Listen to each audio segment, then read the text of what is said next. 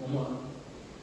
Galera, a aula de hoje, ficando gravada, vai ter como base de revisão para a nossa avaliação. Nós vamos falar hoje de prática, vamos comentar um pouquinho sobre prática, procedimento e prazos. Então essa aula de hoje, sem sombra de dúvidas, ela vai trazer muito conteúdo e, em especial, questões práticas do dia a dia da advocacia, que a gente não fala tanto na parte doutrinária, dogmática, mas a gente precisa abordar. Então o primeiro ponto é, eu quero ver um processo. Aonde que eu entro para ver esse processo? Vamos lá. Se vocês forem entrar num processo no Distrito Federal, você vai entrar no site TJDFT, você vai aplicar lá no link Processo Judicial Eletrônico, e aí vai ter duas opções. Uma chamada de acesso e outra chamada de consulta.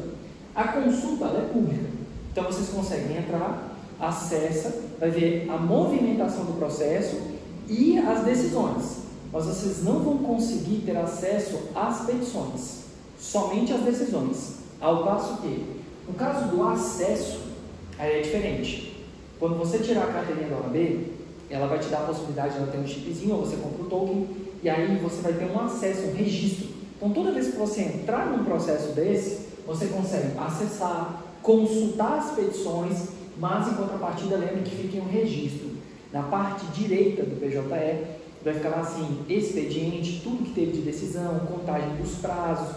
Hoje em dia é bem mais fácil contagem de prazo na prática, porque o sistema já conta para vocês. Vai falar quem foi que entrou, então vai estar lá assim, Joninhas entrou no dia tal em tal horário, Yasmin entrou em tal horário, Vitória em tal horário, Braulio em tal horário. Então assim, vai entrar basicamente determinando qual foi o momento que aquela pessoa teve acesso. Por quê? Porque muitas vezes tem informações aí que são sigilosas, que devem ficar no processo. Professor, tem como identificar então quem foi que entrou no processo, verificou tal informação, disseminou tal informação? Tem. E agora, obviamente, com a LGPD isso ficou ainda mais grave, por isso que essa questão do registro ficou mais importante. Então, falou de acesso, lembra, é com certificado digital. Falou de consulta, qualquer pessoa, forma pública de acesso. DJE, outro termo muito comum, Diário de Justiça Eletrônica. Toda vez que tiver uma decisão, nós já vimos, vai citar ou vai intimar?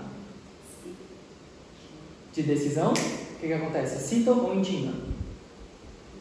Intima, porque a citação só acontece no início do processo, né? Como regra geral. Citação ela vai formar todo o plano processual. Autor, juiz, requerido e termo ciência. Lembra, a citação é o quê? O ato que dá ciência da existência no processo. Ao passo que a intimação é a comunicação de um ato do processo.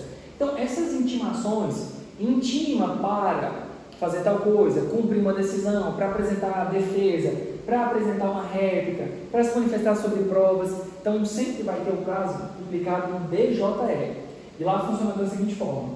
Vai ter uma disponibilização e já vai falar, disponibilizado em tal data, publica-se no dia seguinte e o nosso contagem de prazo começa no primeiro dia útil, a publicação. E a gente vai trabalhar já já com alguns exemplos. E aí, veja, lembra sempre disso, o DJE é a forma de comunicação com nós advogados. Porque a parte, ela não vai ter esse sistema push. O que é o sistema push? É um cadastro que vai ficar ali registrado. Toda vez que o seu processo que estiver cadastrado tiver uma movimentação, vai aparecer para ti assim, sistema push, aí vai aparecer lá o número do processo e a movimentação. Então, o push vai te dar a movimentação, o DJE é a publicação Diário de Justiça Eletrônica, serve sobretudo para intimação, mas pode ter também a citação por edital, que é uma matéria que a gente ainda vai estudar, que é uma citação que vai acontecer de forma de divulgação ampla, por um certo período, a gente vai trabalhar só isso. Então, essas questões aqui são práticas.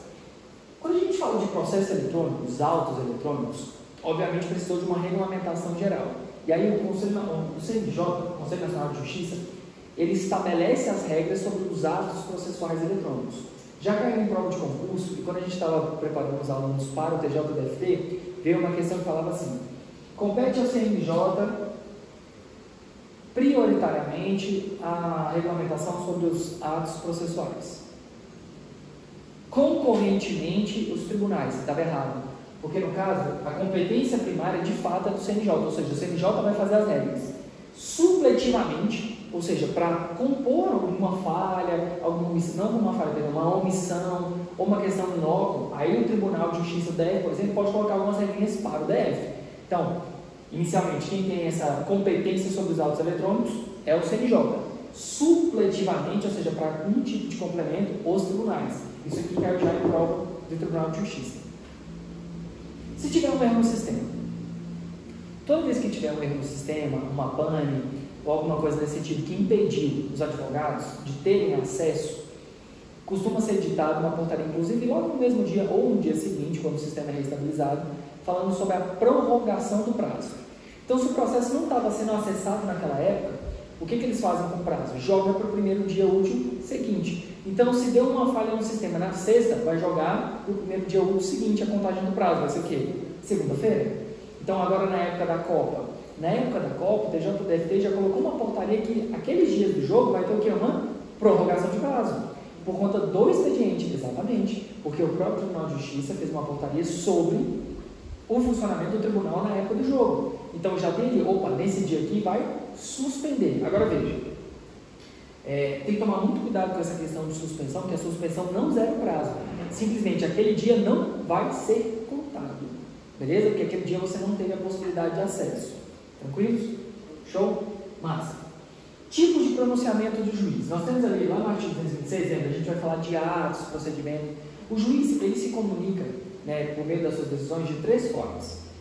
Ou por meio de um despacho. O despacho é uma determinação de alguma coisa. Então, o despacho é a ideia de dar seguimento no feito, de intimar, de fazer um encaminhamento. Então, o despacho é dar sequência. Lá no iniciozinho, quando a gente está falando de teoria geral, nos 10 primeiros artigos, nós falamos o quê? Do princípio da inércia. Lembra do princípio da inércia? O processo está parado. Ele precisa ser provocado.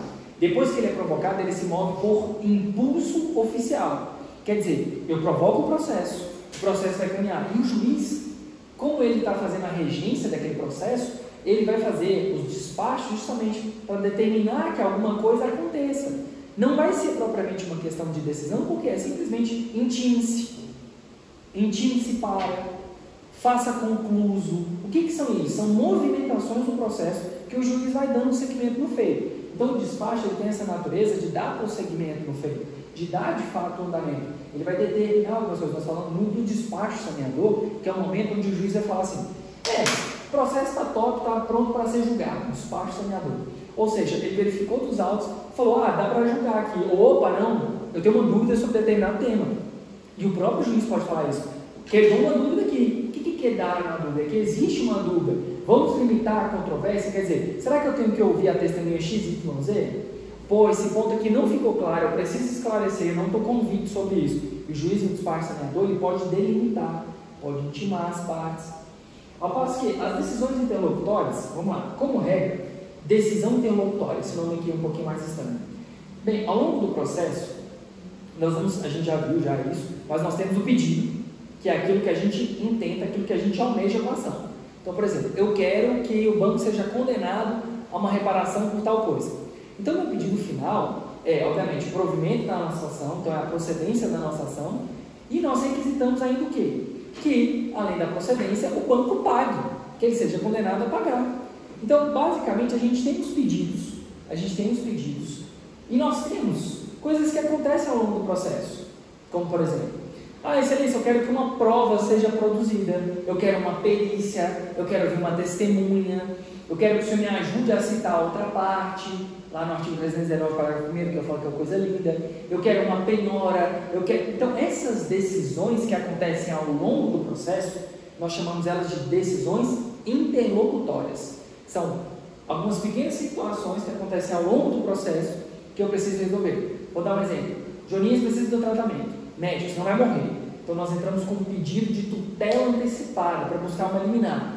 Essa liminar, veja, ela é uma decisão que o juiz precisa atingir logo, senão ele vai morrer. Então eu vou falar de um pedido liminar, uma tutela de urgência, que vai ter uma natureza de decisão interlocutória. O nome da vitória foi negativado de forma indevida. E ela precisa do nome dela limpo, porque senão ela não vai conseguir fazer o financiamento do imóvel, e esse imóvel é uma baita oportunidade. Então ela busca uma liminar. Essa ideia liminar é o quê? Mesmo sem ouvir a outra parte. Aí o juiz precisa fazer o quê? Uma decisão. Porque o último provimento do juiz é chamado de sentença. E aí a sentença, lembra da nossa linha processual? Petição inicial, citação, audiência de consideração, contestação, réplica, provas, audiência de instrução de julgamento, sentença. A sentença, a gente fala que é o último momento do juízo se manifestar ali naquele caso. A sentença, ela é a decisão maior que põe fim à fase de conhecimento. Então, ela encerra aquelas discussões. A sentença é o momento onde o juiz vai fazer ali uma convicção sobre algo. Então, ele vai falar, opa, você tem razão, não tem razão. E aí, dito isso, a sentença ela pode ser, a gente já falou isso também em teoria da ação, terminativa ou definitiva. Lembra, definitiva quando a análise do quê? Do mérito. Ao passo que a terminativa é quando extingue o feito sem a resolução do mérito. Lembra da teoria eclética que a gente falou nas nossas últimas aulas, no último trimestre? Teoria eclética. O juiz analisa as condições da ação e extingue o feito sem ou com a resolução do mérito. Sem a resolução do mérito. Na teoria da asserção, quando o juiz, depois da avaliação probatória, dilação probatória, ele vai analisar as condições, vai fazer o quê? Com resolução do mérito. Então a gente já falou isso no trimestre passado, teoria da asserção e teoria eclética. Aí um prazo que é meio migué. O que é o prazo migué? É aquele que está ali, bonitão, mas dificilmente é cumprido na prática. Porque o juiz, ele tem 5 dias de prazo para dar seguimento nos processos, 10 dias para decidir decisões interlocutórias e 30 dias para a sentença. Óbvio que esse prazo, na vida real, ele se torna meio impróprio. Ou seja, se o juiz não cumprir, não quer dizer que vai ter uma punição, mas veja, uma vez que ele não cumpra e é provocado aí você já começa a criar elementos para a demonstração de que há ali uma morosidade excessiva. Mas tem que ter a devida razoabilidade. O juízo não pode se valer. Pode fazer pergunta, não tem problema.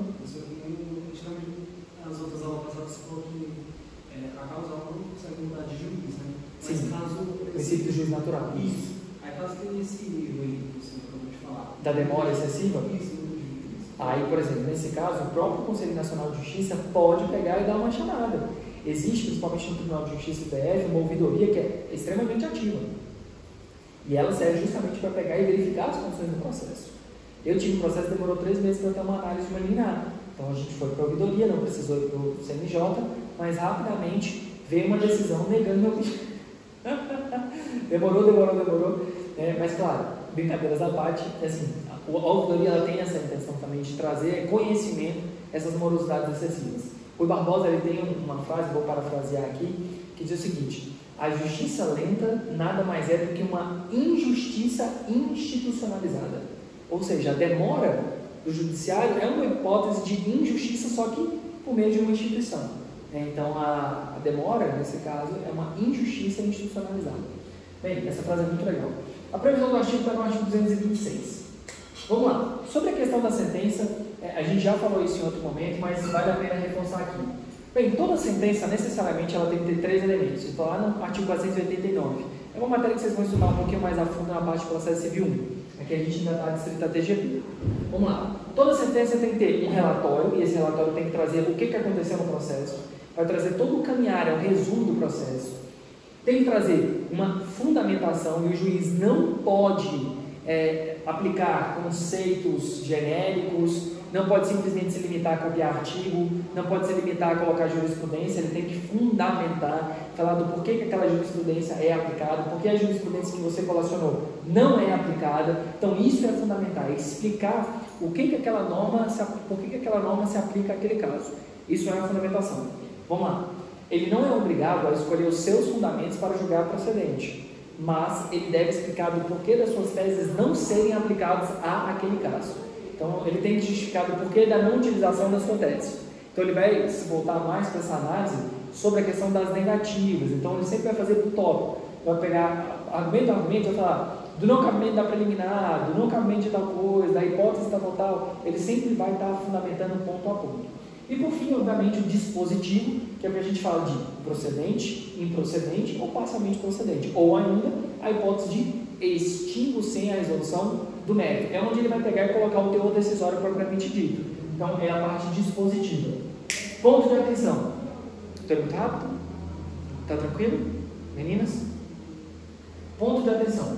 O artigo 356, ele vai trazer uma inovação do CPC de 2015, que é a possibilidade de cisão, ruptura dos pedidos, porque um deles já está pronto para ser julgado. Então, pensa assim, vamos lá. Joninha estava dirigindo o carro dele, Vitória foi lá e bateu. Ela saiu, xingou, blá blá blá blá blá blá, uma cebosa, xingou de tudo que é nome. Joninhas é motorista de Uber. A dinâmica do acidente foi filmada pela venda da senhora Yasmin. A senhora Yasmin tinha uma vendinha ali e tal, foi tudo filmado, bonitinho, estava lá, ó, exatamente o que aconteceu. Nesse caso, nós temos aqui basicamente 3 pedidos. Um de dano material, que é o dano ao carro do Joninhas. Um de dano moral, pelas ofensas que foram proferidas. E o lucro cessante, que é aquilo que o Joninhas deixou de arrecadar porque ele estava conduzindo o carro dele, que era objeto de trabalho, já que ele era motorista de Uber. No caso, se eventualmente já tem ali os orçamentos, bonitinho, todos os valores, se tinha ali a gravação, tudo já pré-constituído, o próprio juiz pode fazer a cisão, essa separação do tipo, eu vou julgar logo esse dano material, porque ele está pronto para ser julgado, e os demais pedidos eu preciso ouvir testemunhas. A isso a gente fala de julgamento parcial antecipado de mérito, artigo 356, beleza? É uma matéria que vocês vão aprofundar ainda mais em processo civil 1. É uma cisão, é uma separação dos pedidos. Então, nesse caso, essa decisão, ao invés dela ter essa natureza interlocutória, que eu falei para vocês antigamente, de ter alguma coisa que acontece ao longo do processo, no caso, ela vai ser chamada de decisão de mérito, porque ela justamente vai falar quem tem razão, ok? Tranquilos com relação a isso? Certeza? Show! Bem, sobre os prazos. Dúvida? Não? Sobre os prazos. Nós falamos muito da questão de prazo formal, prazo material, dias corridos, dias úteis. Vamos lá. Se falar de processo penal, internalize no coração de vocês. O prazo é sempre corrido.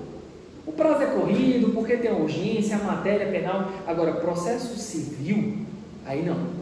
Processo civil, todo ato processual, ou seja, aquilo que acontece dentro do processo, nós vamos falar que é um prazo formal, prazo processual. E aí, aconteceu dentro do processo, é uma coisa que acontece dentro do processo, então isso daí tem que ser em dias úteis. Recurso, uma contestação com a defesa, réplica, manifestações sobre prova, pedido de prova, tudo isso é dentro do processo, é onde você peticiona. Agora vamos lá. Yasmin tem 48 horas para reativar o plano de saúde, senão o Joninhas vai morrer. Se você pensar assim, vai ser em dias úteis. Peraí, o plano de saúde vai ser restabelecido, o tratamento vai ser feito dentro do processo, vão costurar o menino dentro do processo, ou vai ser fora do processo? Fora do processo. Então, nesse caso, esse prazo vai ser material ou formal? Material. E aí, esse prazo, material, porque é fora do processo. Você vai fazer a cirurgia dele dentro do processo, vai botar dentro do processo e vai operar ele lá dentro? Não. Onde você vai operar ele? No hospital. Então, isso vai ser cumprido aonde? Fora. Então, esse prazo de 48 horas para cumprimento, ele vai ser em dias úteis ou em dias corridos? Corridos, porque vai ser um prazo que a gente chama de material, fora do processo. Formal ou processual, dentro do processo. Ficou claro? Show? Vamos pensar aqui em outro exemplo. Prescrição. A prescrição que vocês estudaram no semestre passado. Prescrição está lá no artigo 205, 206. Vocês já viram lá que tem prazo, 1, 2, 3, 4, 5, 10 anos. Esse prazo, ele acontece dentro do processo ou fora do processo? Você tem 1 ano para entrar com uma ação, 5 anos para entrar com uma ação. Dentro ou fora do processo? Mas não existe processo ainda. Se você tem 5 anos para entrar, quer dizer que você não entrou com a ação. Então, tu tens o quê? 5 anos para entrar com uma ação. Então, a prescrição está atrelada à pretensão, o seu direito de poder de questionar aquilo ali. Então, de pretensão de busca. Você poder levar aquela demanda ao judiciário para discutir. Então, prestem atenção nisso aqui. Se eu falo aqui, uma ação indenizatória, via de regra, prazo 3 anos. Então, prazo 3 anos para a Vitória entrar com essa ação, para a Yasmin entrar com essa ação. Esse prazo é dentro do processo ou fora do processo? Fora. Imagine se fosse contar 3 anos em dias úteis, ia dar uns 15 anos. Brincadeira, dá o dobro. Mas assim, veja, acaba que prescrição é um prazo que ele corre fora, não tem nem processo ainda, beleza? Como regra, a gente vai pensar sempre dias corridos, fechou? Prescrição, decadência, vão ser prazos que correm fora do processo. 6 meses para fazer uma queixa-crime, 6 meses para tal coisa, 6 meses, dentro do processo ou fora? Fora, não tem ainda processo, você ainda vai entrar com a demanda para discutir, beleza? Ficou claro esse ponto? Certeza? Show. Os prazos, como regra geral, eles têm sempre uma previsão legal. Então, assim, a própria lei já vai determinar qual é o prazo. O juízo, a figura do juiz, ele pode, na omissão da lei, inclusive determinar um prazo. Se a lei não falar de um prazo para aquele ato em si, ele pode determinar um ato. A regra geral do nosso código é, se não tem uma lei própria, se o juiz não se manifestou, o prazo vai ser de 5 dias. Pergunta, o juiz pode reduzir o prazo das partes? Não. Mas ele pode aumentar o prazo das partes? Pode. Isso quer dizer que ele não pode suprimir o prazo que lhe é direito das partes, mas ele pode ampliar. Professor, mas eu sou a parte e eu abri mão do meu prazo. Posso? Posso. Eu, parte, abri mão do meu prazo. Agora, o juízo limitar o meu prazo, não. Ficou claro? Então, pode ampliar, ele não pode reduzir, mas a parte pode abrir mão. Tranquilos? Show? Então, ó, normalmente, em processo civil, qual é o bizu? Lembrar que o prazo, via de regra, ou é 5 ou é 15. E a maioria dos prazos em processo civil são 15 dias. 15 dias. Na dúvida, chuta 15, que é o top do momento. Os prazos que são 5 dias são muito próprios. É um tipo de embargo de execução depois da adjudicação, é uma retratação, é um embargo de declaração. Então, são bem próprios os que são 5 dias. O resto é tudo 15, chuta 15 quando tiver com dúvida, tá bom? Bem, vamos lá. Se eu protocolar uma petição após o prazo que o juiz me deu, essa petição ela vai ser considerada intempestiva, ou seja, fora do prazo. Em sendo fora do prazo, você é advogado, o que tu vai fazer? Opa, Zequinho Urubu foi lá e protocolou fora do prazo? Eu vou pedir para o juiz desconsiderar, ou posso pedir também, que é o pedido mais comum e é o mais técnico, para que ele desentranhe do processo, ou seja, arranque aquela peça do processo. Porque se arrancou do processo, se não está dentro do processo, não existe. Lembra que no processo civil a gente fala de verdade formal? Se não está no processo, não existe. Então, desentranhar significa o quê? Arrancar aquilo do processo. Então, se protocolou fora do prazo, você pede para arrancar, porque ela vai ser intempestiva. Ok? Show? Beleza? E se eu protocolo antes do início do prazo, tem problema? Nenhum. Anteriormente, no Código de 73, a gente falava de petição extemporânea, porque ela deveria ter sido, pelo menos, protocolada no momento do início do prazo. Só que hoje em dia não temos mais esse problema. Então, se você foi lá, zero ansiedade, e protocolou logo antes da publicação, antes de começar a contagem do seu prazo, veja, não tem problema. O juízo vai apreciar. Só que nesse caso, você está perdendo a oportunidade de ganhar um tempo para verificar o que a outra parte vai se manifestar, enfim, torna mais sério, mas você perde essa oportunidade. Fechou? Vamos lá. Recesso forense, matéria agora que vai chegar. Galera, antes da reforma do CPC, do CPC 2015, nós não tínhamos férias. Advogados sofriam, a gente não tinha férias. Por quê? Porque não tinha recesso forense. Então, basicamente, os prazos não paravam. Tinha um feriadinho ali de final do ano, na época do Natal e Ano Novo, depois, tanto em audiência, tanto em publicação, e o pau quebrava. Então, nesse caso, a gente realmente não tinha direito de férias. O processo tinha publicação, tinha audiência, o prazo podia solto. Só que agora nós temos uma regulamentação sobre o recesso forense. Ele inicia no dia 20 de dezembro e vai até o dia 20 de janeiro. Nesse período, os prazos, a gente tem um mês, nós conseguimos de Deus agora, tá? Mas é para o processo civil, o processo penal, o qual continua atorando por conta da urgência, enfim, que tem maior celeridade. Claro, não vai ser comum ou até mais, mas o processo penal tem umas regrinhas bem próprias com relação à contagem de prazo. Então, ó, no caso do nosso recesso forense de 20 de dezembro a 20 de janeiro, os prazos ficam suspensos, ou seja, o que é suspenso? Ele para e depois ele retoma. Então, ó, suspensão, pausa e depois ele retoma de onde parou. Então, ó, dia 20 de dezembro, puf, já não conta prazo. Dia 20 de janeiro não, mas no dia 21, aí o pau quebra. Beleza? Isso é um recesso forense. Então, ó, não vai ter prazo correndo, via de regra não vai ter audiência nem publicação.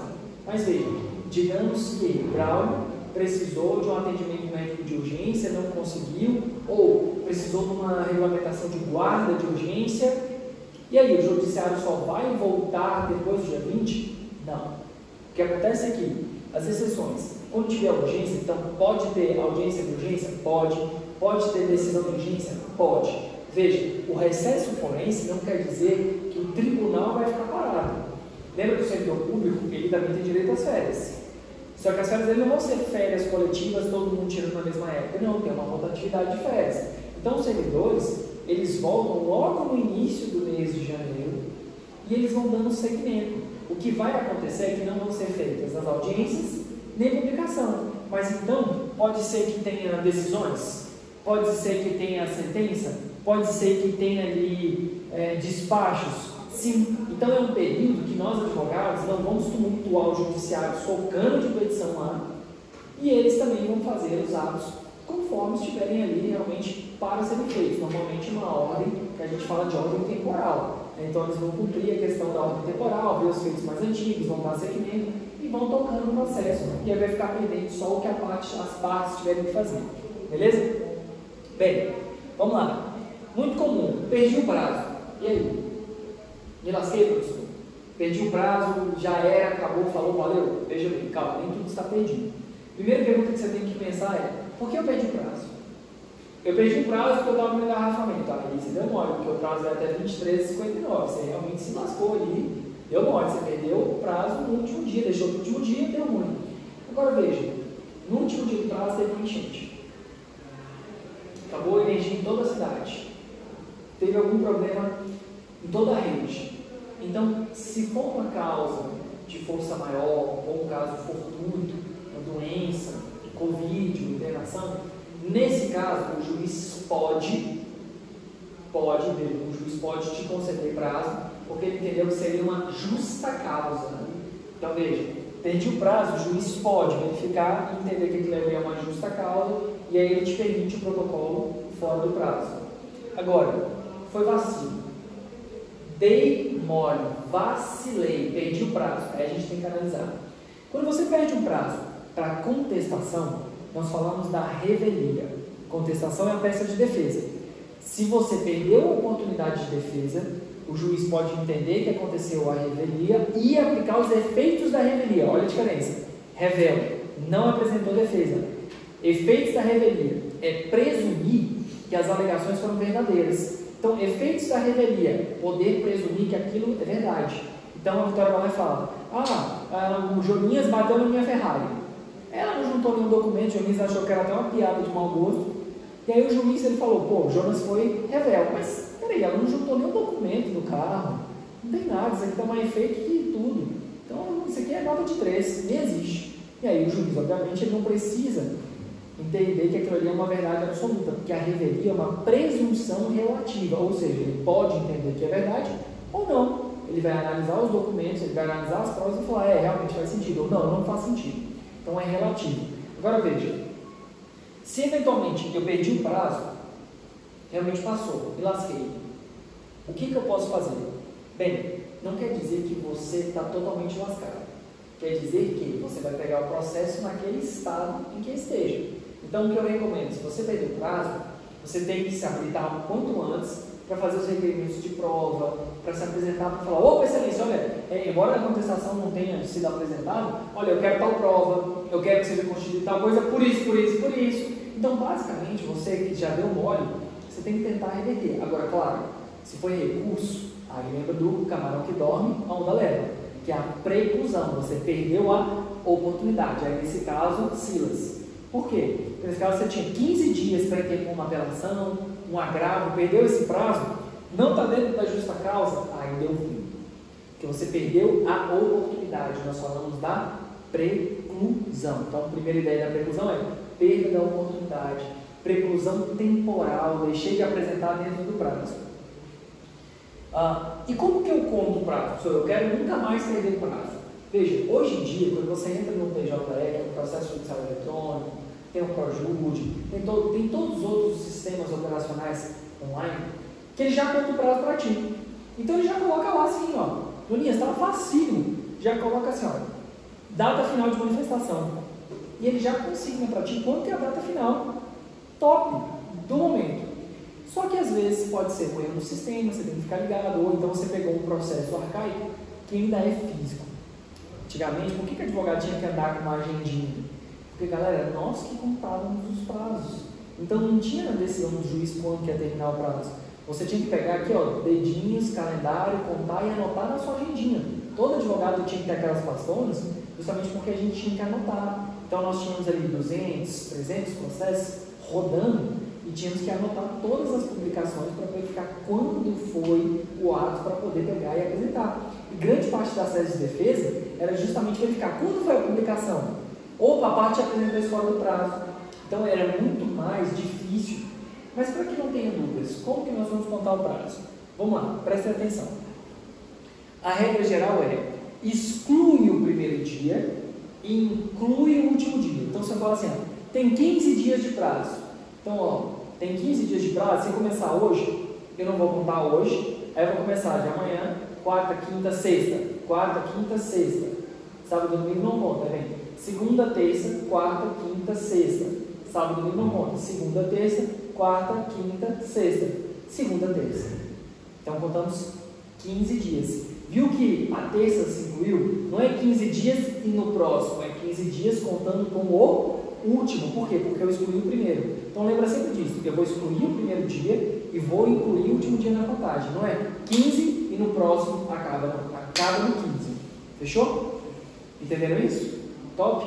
Agora, na prática, como funciona? Vou falar aqui do DF e outros estados tem uma coisa um pouquinho diferente, mas enfim, entenda o seguinte: a regra geral é: o prazo começa a contar no primeiro dia útil seguinte à publicação. Então me ajuda aí, Jolinhas, conta 5 dias úteis comigo. Publicou hoje. Me ajuda aí. Publicou hoje. Quando que vai dar o nosso último dia do prazo, sendo 5 dias do prazo? Vamos contar?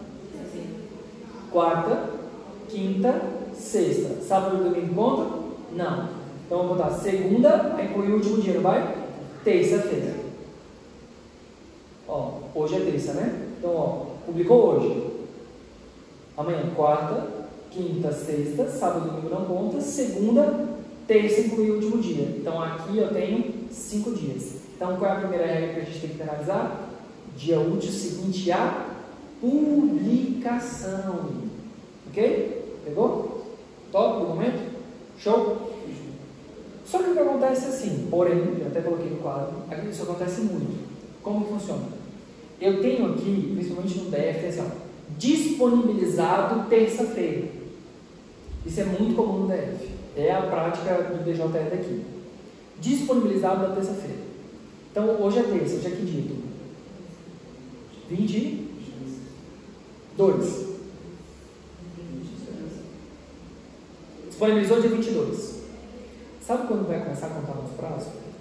Disponibiliza no dia, publica no primeiro dia útil seguinte e o nosso prazo começa a contar quando? Do primeiro dia útil seguinte à publicação. Então me ajuda agora, Yasmin. Disponibilizou hoje, vamos contar 5 dias. Qual que é o último dia do nosso prazo? Se disponibilizou hoje, terça, publica na quarta, o prazo começa a contar na quinta. Então, ó, quinta, sexta, segunda, terça, quarta. Quarta-feira é meu último dia do prazo. E se disponibilizou na sexta, Vitória? Se disponibilizou na sexta, publica no primeiro dia útil seguinte, começa a contar a partir de quando? Terça, quarta, quinta, sexta, segunda. Entenderam? Então fiquem atentos a essa palavrinha disponibilizar e publicar. Disponibiliza no dia, publica no primeiro dia útil seguinte. Ok? Quando começa a contagem do nosso prazo? Primeiro dia útil seguinte à publicação. Fechou? E parece que na prova de vocês tem um negócio assim de prazo. Top. Fechou? Então não se esqueçam disso. Aí eu falei aqui os exemplos, né? Fiquem sempre atenção também com relação aos prazos em dobro. Quando a gente fala de sujeitos do processo, o material que ficar lá uploadado para vocês, já coloquei algumas apostilas, vou colocar algumas notas. Pode acontecer o seguinte: eu estou falando da Defensoria Pública. A Defensoria Pública, o Ministério Público, a Advocacia Pública, a Advocacia da União, terão prazo em dobro para suas manifestações, salvo quando a própria lei determinar qual é o prazo deles. Então, lá no cumprimento de sentença contra a Fazenda, fala assim, ó, a Fazenda tem 30 dias para se manifestar. Opa, então já falou que o prazo é 30, não vai ser então o quê? Não vai ser 60. Agora, você fala, o prazo para contestar é em quantos dias? Se a gente fosse chutar o prazo? 15 dias, como já deu o bizu, chuta 15. Então, nesse caso, o prazo para a Fazenda, então a Procuradoria do Distrito Federal, que é quem representa o Distrito Federal, vão ser de quantos dias? O dobro. Então, vai ser o dobro de 15, que vai ser o quê? 30. Se o prazo deles era de 5 para embargos, o prazo vai ser de quanto agora? 10. Então, o prazo vai ser em dobro. Então, lembra, Ministério Público, Defensoria Pública, Advocacia Pública. Núcleo de prática jurídica, igual da faculdade, que atende à sociedade, funciona como uma espécie de defensoria. E nesses casos, tem compreendido a possibilidade de prazo em dobro para núcleo de prática jurídica. Ok? Top? Do momento? Show? Existe ainda, turma, uma questão que é muito cobrada em concurso. Muito. Essa daqui sempre cai em tribunal. Vamos lá. Nós já vimos a estrutura do litisconsórcio. O que é litisconsórcio? Pluralidade de partes no polo ativo e no polo passivo. Veja bem, quando a gente fala de litisconsórcio, os litisconsortes, eles precisam se manifestar no processo. Então, antigamente, o que acontecia? O processo, ele era físico. Então, se uma das partes fosse lá e desse carga, ou seja, retirasse o processo da vara, a outra parte não tinha acesso. Então, isso limitava o acesso, isso gerava problema. Então, para que não tivesse mais esse problema com relação à carga dos autos, tem acesso, não tem acesso, veja, antigamente uma das coisas que a gente mais fazia era pegar o processo inteiro, tirava a cópia dele inteiro e ficava com o processo inteiro de cópia dentro do escritório. Então, nós tínhamos assim, acervos de processo, que era uma cópia integral, justamente só para poder conhecer o processo. Hoje em dia, como o processo é eletrônico, não tem mais esse problema. Então, o que o CPC fez? Dessa transição entre eletrônico e físico, falou, se o processo for, Joninhas, presta atenção que isso já caiu muito em prova de tribunal, se o processo for físico e tiver pluralidade de partes, os prazos serão contados em dobro, desde que as partes estejam assistidas por advogados distintos, de escritórios distintos. Basicamente, cada parte com seu representante de escritórios distintos, justamente para que todo mundo tenha acesso. Agora, isso não se aplica se o processo for eletrônico. Por quê? Porque o processo eletrônico, ele não tem mais esse negócio de tira o processo, pega o processo. O processo está disponível o tempo todo. Então, se todo mundo tem acesso o tempo todo, não há de se falar desse obstáculo para que a parte possa ter acesso ou não ao processo naquele momento. Então, processo eletrônico, pluralidade de partes, não vamos falar de prazo em dobro, ainda que sejam representados por advogados distintos de escritórios distintos. Fechou? Ok? Massa? Pegou? Pegaram? Pegaram mesmo? Ok. Então, lembre-se disso aqui. Contagem do prazo. A gente viu essa questão da disponibilização e publicação, mas muitas vezes a gente fica com dúvida, por exemplo. Meu cliente, ele foi citado para uma audiência. E agora? Como que vai fazer? Quando que vai ser apresentado a contestação, que é a peça de defesa? Vamos lá. O ato de citação, ele vai trazer sempre uma integralidade de informações. E ele vai te falar sobre a questão do prazo, ele já vai te falar do prazo. Via de regra, a conciliação é um momento para as partes tentarem o quê? Encontrar um acordo.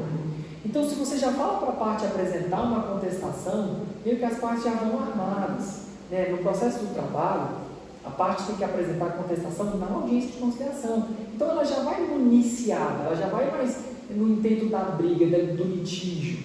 Então, em processo civil, como regra, você vai ter a audiência de conciliação e o seu prazo só vai começar a contar após a audiência de conciliação. Mas por que eu estou falando como regra? Porque cada tribunal tem uma regrinha ali, principalmente sobre o juizado especial.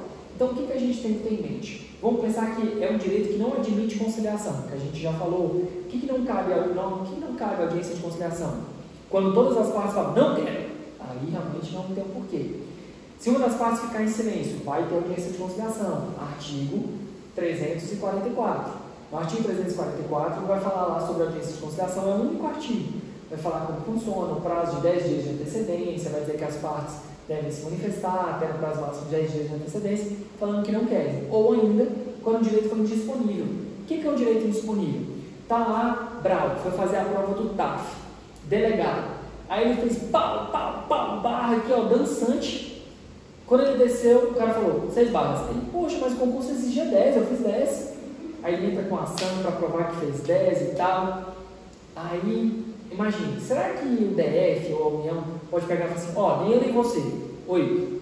Será que o DF pode fazer isso? A União pode fazer isso? Não, porque as regras editalícias do edital são determinadas, são determinantes, são fixas. Então ele não pode negociar, porque nem tem gerência sobre isso. Então vai ter audiência de conciliação? Não, porque se trata de um direito indisponível. Então nesse caso não vai ter audiência de conciliação. Então quando for efetivada a citação, vai lá, digamos que seja algum direito disponível, e aí o Joninhas é citado. Citação por AR é a carta. Quando começa a contar se eu fui citado pela carta? É do dia que eu recebo a minha carta? Não.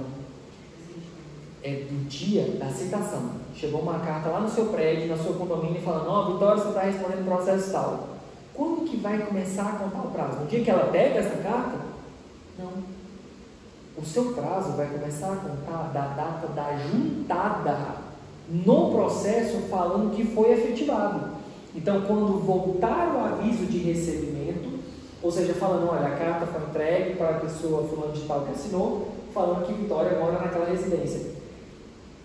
No dia da juntada do processo, aí a gente vai lembrar daquela regra. Exclui o dia da juntada, passa a contar quando? No dia seguinte.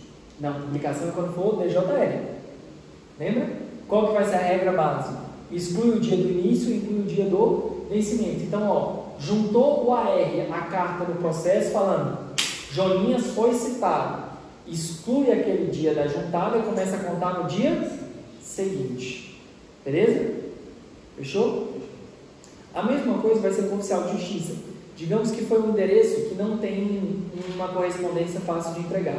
Então, vou pegar aqui o exemplo de Vicente Pires, Ponte Alta, que é um pouquinho mais difícil de fazer a citação ali por AR, por carta. Então, vai o oficial de justiça, chegou lá e disse, ó, aqui que mora o senhor Brau? É. Aí vai lá, então, ó, tem aqui ó, o processo, ele vai entregar uma coisa chamada contrafé, ou acesso ao processo. O que é contrafé? Uma cópia da inicial para falar, ó, tem uma ação, que é essa aqui, que você está recebendo. Hoje, no processo eletrônico, ele vai te dar um acesso, você vai poder acessar, para entender o que está pegando. Isso é a questão da contrafé, que a gente fala na ciência do teor como um todo. Fechou? Então essa é a ideia da existência, enfim, do processo, comunicação, blá blá. Quando que vai começar o prazo? Da data da juntada, o oficial de justiça foi lá, certificou que fez a citação, então ele vai pegar, vai chegar no PJE dele e vai, ó, juntar falando, no dia tal eu fui lá, certifiquei, fulaninho foi citado. Então quando que vai começar a contar o prazo para esse fulaninho? Exclui o dia da juntada, começa a contar no dia útil seguinte. Fechou? Top? Bem, ainda, nós temos a questão do oficial de justiça. Se tiver pluralidade de partes, não é polo passivo, eu vou começar a contar o prazo da data da última juntada. Então, se os três estão lá e aí teve essa questão da citação por essa pluralidade. Citado no dia 5, 6, 7. Aí juntou no dia 6, 7 e 8. Quando que vai começar a contar o prazo para todo mundo? Na data da última juntada. Exclui o dia da juntada, começa a contar no dia seguinte. Ok? Beleza. Citação por balcão ou consulta espontânea, basicamente assim, é quando o camarada, o advogado, a própria parte, vai lá na vara e ele quer tomar ciência daquele processo. Então o escrivão, ele vai certificar que a pessoa está recebendo, está tendo a ciência inequívoca, ele certifica, imprime antigamente a certidão, te dava acesso aos autos. Hoje, você pode apertar uma lupinha no processo, uma lupinha vermelha, você já certifica que você teve ciência. Isso é antes da publicação, isso é antes de qualquer ato que o tribunal vai fazer. Isso é chamado de citação ou intimação, ou mais fácil para entender, de dar ciência de forma espontânea. Então, a própria parte vai no balcão, você vai no balcão, junta a procuração para ter acesso aos autos, ou já atravessa já uma petição no PJE pedindo habilitação em ciência, já aperta na lupinha. Então, isso é de forma espontânea. Nós temos ainda a questão via DJE. E um ponto, e aqui nessa parte a gente deixa para a próxima aula, que a gente vai falar de suspensão e interrupção, porque eu já vi que vocês estão já saturadinhos de informação. Vamos lá. Tome cuidado com feriados locais. Veja, um recurso para o STJ e para o STF, quando você pensa em Brasília, né, DF, é mais fácil. O que é o DF? A gente vai saber quais são os feriados. Agora imagina, eu estou na Caxixonha do Sul. Aí tem um feriado lá que é local. E por conta disso, o próprio Tribunal do Rio Grande do Sul não vai ter funcionamento. O STJ é obrigado a conhecer todos os feriados locais de todos os estados? Não. Então, nesse caso, se tiver um feriado local, você precisa demonstrar em juízo falando que naquele dia não tem expediente por conta do feriado. E não é tirar print de calendário, não. É pegar a ata do tribunal sobre o calendário de funcionamento, anexar e explicar que naquele dia não teve. Só print, só um documento de juntada, o tribunal, o STJ, já se manifestou várias vezes falando que não basta simplesmente colacionar, não. Você precisa explicar que naquele dia não teve e pegar a portaria do tribunal que fala exatamente sobre essa matéria do feriado. Ok? Alguma dúvida? Certeza? Show? Top? No momento? Então vou encerrar a gravação. Fica aqui registrado essa aula boa para revisão e vai ficar disponibilizado para vocês. Bom? Top? Show!